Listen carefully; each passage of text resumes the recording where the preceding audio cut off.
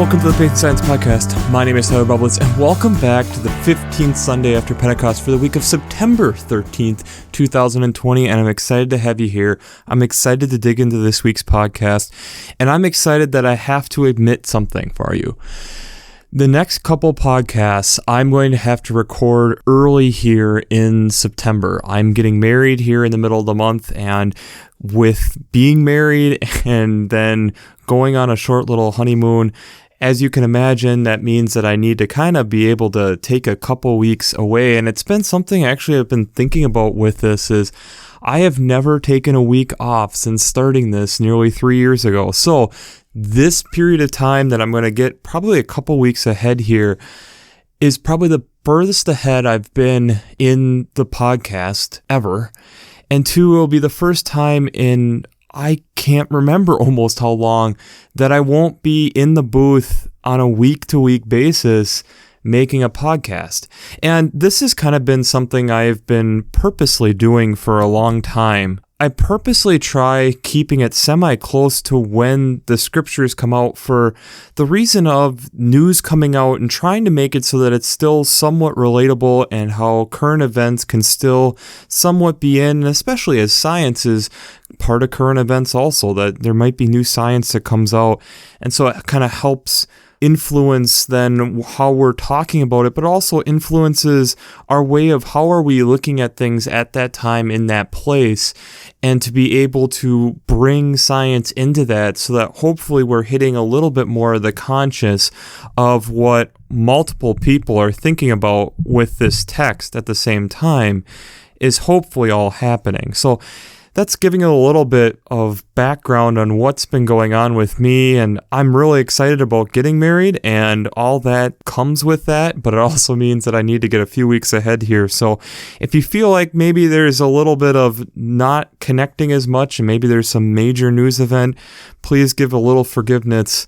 I'll make sure to make some statement on when I get back here into the booth after having a few weeks here of getting ahead. So before we jump into this week's text, we have to look back to last week's text, especially with what we'll be getting into this week. And last week's Twitter question was, during this pandemic, how much have you listened to people?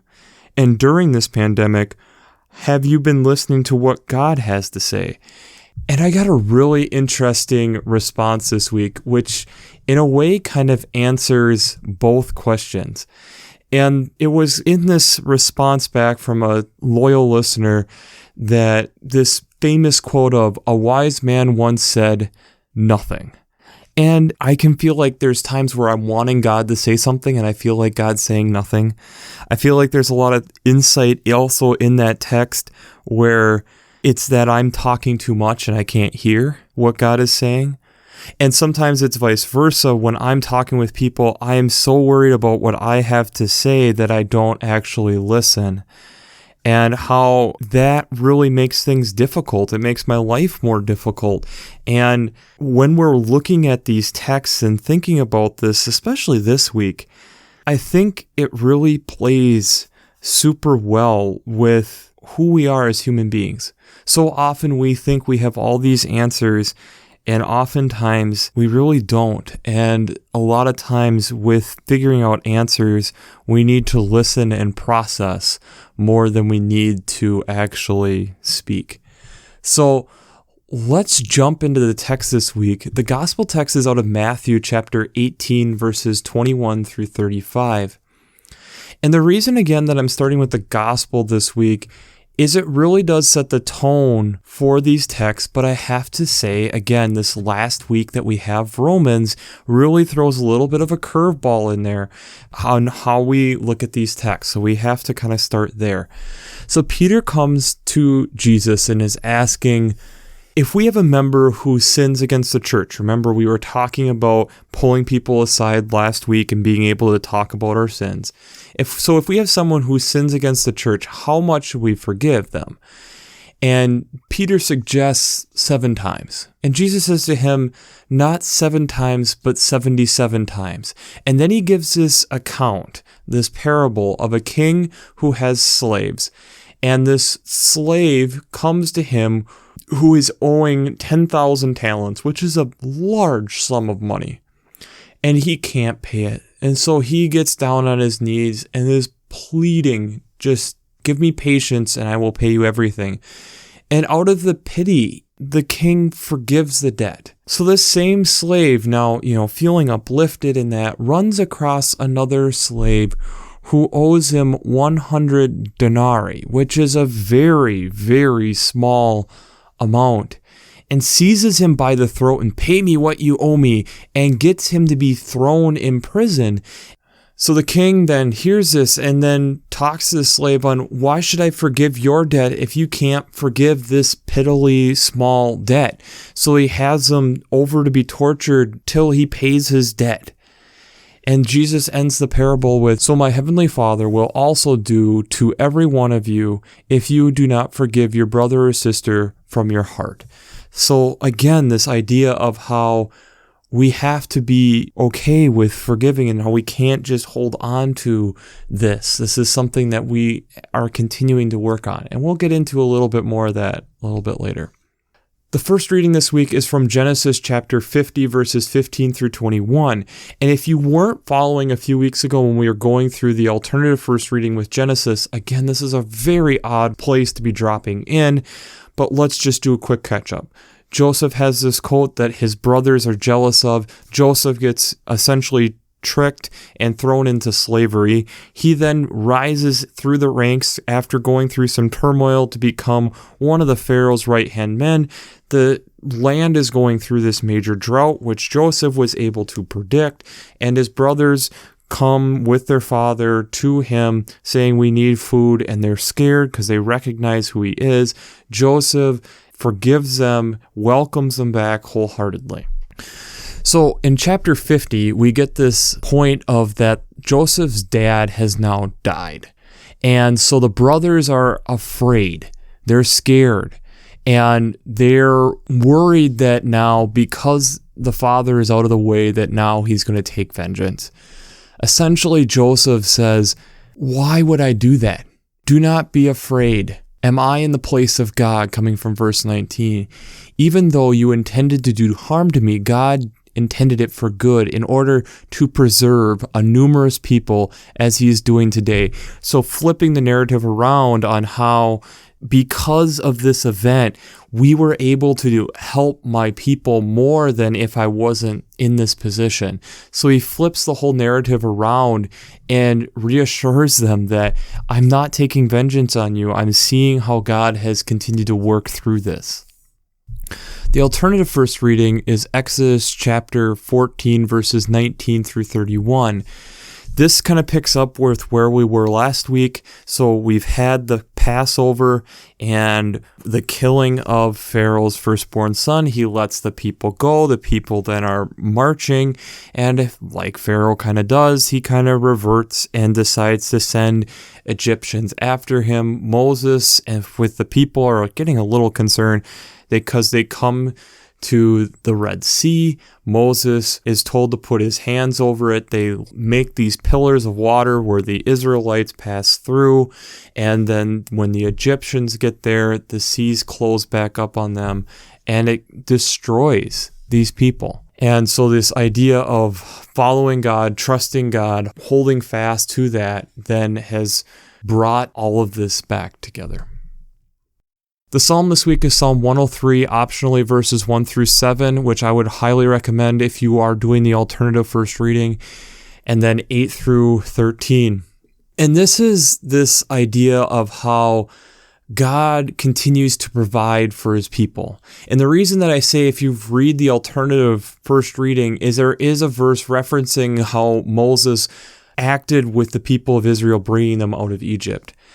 But that this gets into a lot of these lines we're so accustomed to hearing. The Lord is merciful and gracious, slow to anger and abounding in steadfast love. Coming from verse 8, he will deal according to our sins and does not repay. This idea of this loving God.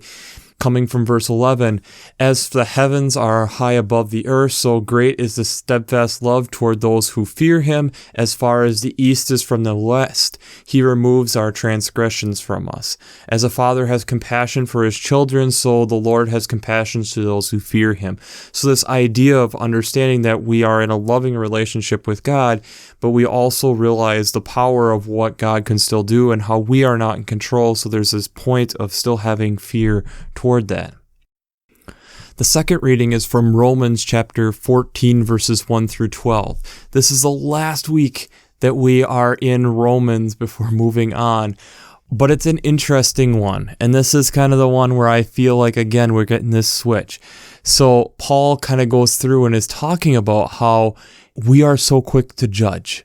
We are so quick to make observations and try putting people into different places, right?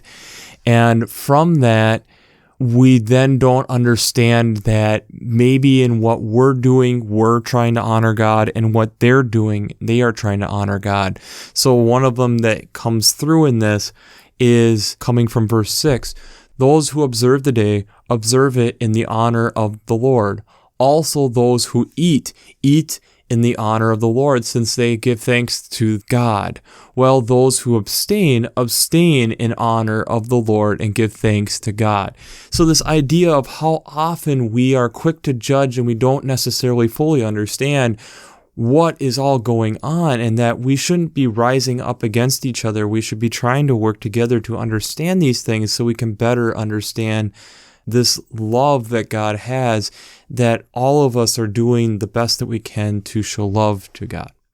So, before we jump into how we bring faith and science together this week, we have to do our shameless plug. Whoa! Working Preacher. If you haven't checked out Working Preacher, I'd highly recommend it. Between their Sermon Brainwaves podcasts, their commentaries, their discussions, since I'm not an ordained minister, I love checking out Working Preacher and being able to hear from multiple biblical scholars, not only in their commentaries, but also in their Working Preacher podcast, along with the multiple other discussions and the great resources that are just there. So if you haven't checked out workingpreacher.org, I'd highly recommend it. This is a doozy. Talking about being forgiving of one another, this idea of when do we let things go? And yet then we have Paul reminding us here in Romans how part of that forgiveness is understanding that we don't necessarily understand what the other person is doing. And so then by living and loving and working with them, that maybe we then start to see that and understand that. We see that in the Genesis text, how the brothers assume that now because their father is gone, that Joseph is going to take this built-up vengeance out against them. And it doesn't happen. And how we have God reminding how he's going to continue to provide as long as we continue to work with him in this. But I think a really good question to have is, why are we to forgive so much? Why are we just supposed to let this stuff go when we know that it causes pain? Yes, Christ died for our sins, and because of that, we're striving for this. But then should we be so quick to forgive? I think partially this is Jesus telling us that our human construction with that part of us isn't that great. Let me explain. We as humans are born to recognize things. And one of the biggest things that we recognize is faces. Most of us are very good at recognizing faces of people. And in recognizing faces of people, we can tell who individuals are.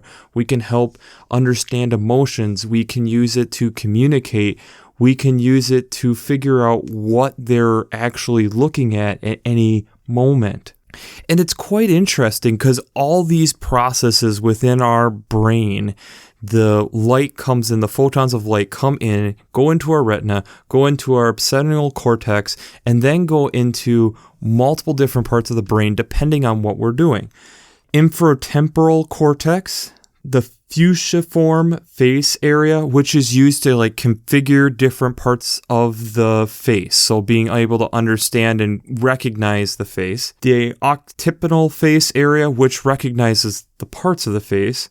or the superior temporal sulcus, which helps us to understand emotion. And what's crazy about this is how fast that our body and mind are able to process all this stuff, that even the most advanced computers that we have still struggle with being able to recognize face recognition. This is important to us, right? Because this is a major part of how our memory works, right? We're able to associate people with different memories and bring things together. So let's think about how our memory works. We typically, like with this type of podcast, and as I'm talking to you, we're talking about implicit memory. So these are experiences that we consciously know or declare, like that I'm going to tell you science is declaring something, or declaring one's faith is an implicit memory. It's within us, and it's something that we have to consciously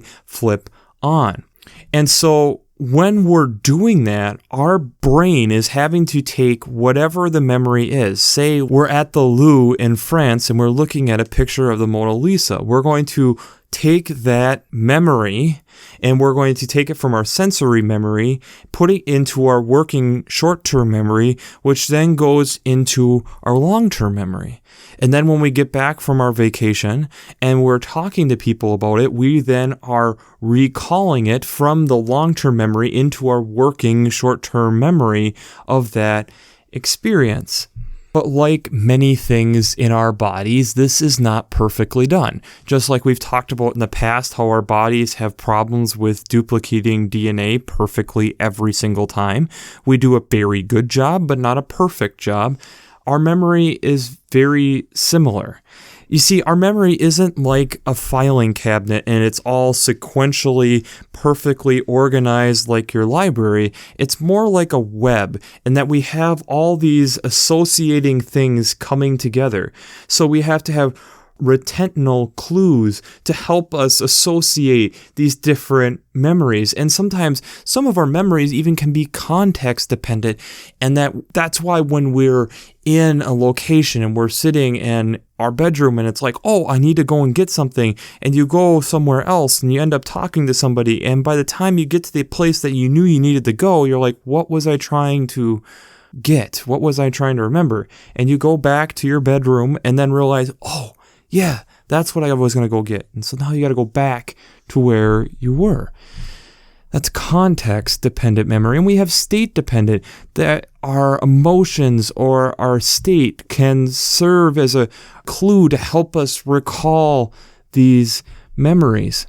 But we have flaws in this. How many of you have forgotten when you go to the grocery store your list to what you were going to buy? And if you had gone through it, you probably remember then in the store what was at the beginning of the list, at the end of the list, which is serial position effect, and how we lose these things at the middle. That we have recall mechanisms helping us with the beginning and the end, but we really kind of struggle with the middle. Part of all this, when we're thinking about memory, is that we can fail in encoding the memory, and in any moment we fail to encode memory. As I'm sitting here right now and thinking about and consciously speaking into a microphone, I'm not being able to remember every part of my surroundings around me perfectly. Because there's so much that's coming in all at once, your body just isn't meant to retain all that information. It's just a lot of noise.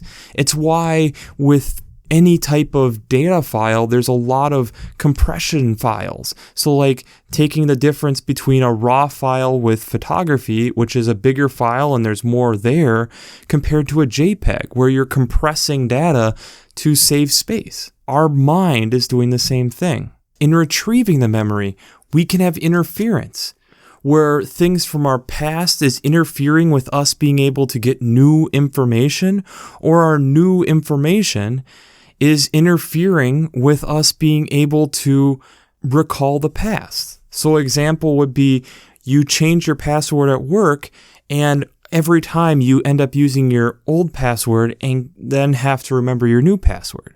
Or if you're learning a new language and your new language is interfering with a similar language, and it makes it harder to recall the similar language, like the love languages of Spanish and French and Italian, how they're similar. The final way that we can have problems is storage decay, where naturally over time, the further we get from an event, the less that we're able to perfectly remember it. And there is a spot where it kind of levels off. But initially, right after an event, you're able to recall all this stuff that days later you can't.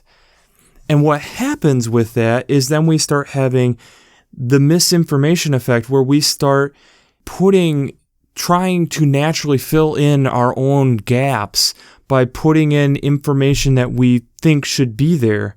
And this then can also lead to us, when we're looking at things and placing someone in a situation that they weren't actually there. This misinformation then can affect multiple different aspects and include even us putting different things in and out of our memories that weren't actually there. So when we're thinking about and trying to recall memories, emotion, the retelling of it, suggestions from outside sources, the passing of times, and other factors affect our memory. It means that we really have, all of us, faulty memories.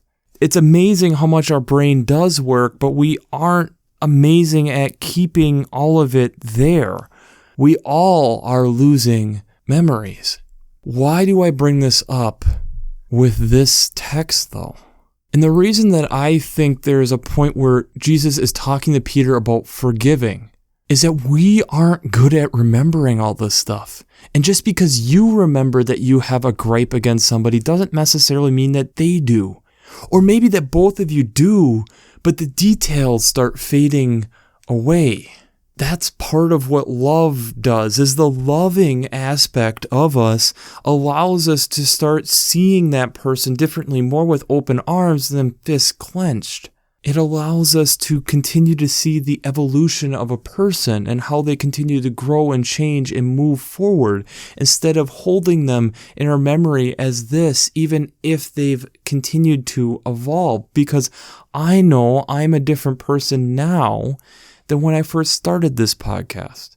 And I've listened back to some of my older podcasts, and I've listened how over time this has evolved. So my memory on how to do this podcast has changed. When we are trying to hold on to what we are remembering of things, it doesn't allow us to grow. It doesn't allow us to see the love around us. I honestly think that Jesus is telling us, you got to keep forgiving because you guys are terrible at remembering this stuff.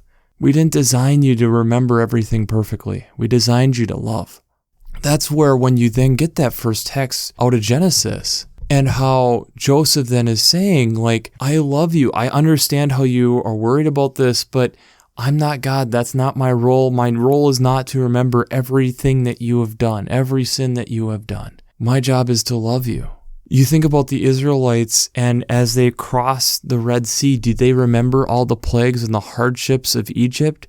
Yeah, but they also saw how God continued to provide through the promises that had been passed down. And that's why we bless God. And that's where then, when we spend time discussing and working together, we start to understand how maybe our memories are different of things. Maybe we look at things slightly differently, but it all helps us see how God works within us. It's amazing. It's beautiful. We don't need to be so vindictive of each other. And if you think about when we hold on to these grudges, and we've talked about fear before, but how that affects our body, and now we're seeing when we talked about today that emotions can affect our own memory. We weren't meant to hold on to this stuff because even our brain doesn't hold on to it. If you think about our human experience and how much we enjoy taking pictures or video of these different places that we go to help be cues for us to remember that time, because we're terrible at remembering. Yeah, part of it's to share and to show, and Part of it is also to be memory cues for us. We have to recognize and realize that that's part of our experience, part of what we are continuing to deal with on a day-to-day basis. We are not great at remembering. So why should we forgive? Because forgiving is part of that process, part of letting it go, part of letting us to continue to evolve and move into the people that God has called us to be, and to continue to see us as loving people. The Twitter question I have for you this week is, where do you need to let go so that you can see growth? Where do you need to let go so you can see growth? Forgiving, and part of that forgiving process is letting go of things so that we can see growth. That's why I feel last week Jesus pulls them aside so that we can make amends to let go of things. And even Jesus, as he was talking to them, if they can't accept that, then you look at them as a Gentile or as a tax collector. You let it go. You let it go and move forward. You can still remember it, but still forgive. Forgive and allow for growth. Forgive and open your eyes again to be able to see how things have changed. By not forgiving, by holding on to that, we aren't allowing ourselves to move. And as we look at creation around us, it never sits still. As we are entering this fall season in the Northern Hemisphere, we are seeing things disappear. We are watching bird species disappear. We are watching leaves start to change. We have to remember that we are the same way. And if we can't forgive, it doesn't allow us to move forward and continue to grow. And as we looked at this week, our own memory doesn't allow us to remember everything perfectly. So let us let go and move forward and grow in love together. So, we'll wrap this up as we always do. I pray God blesses you through your faith and amazes you through science.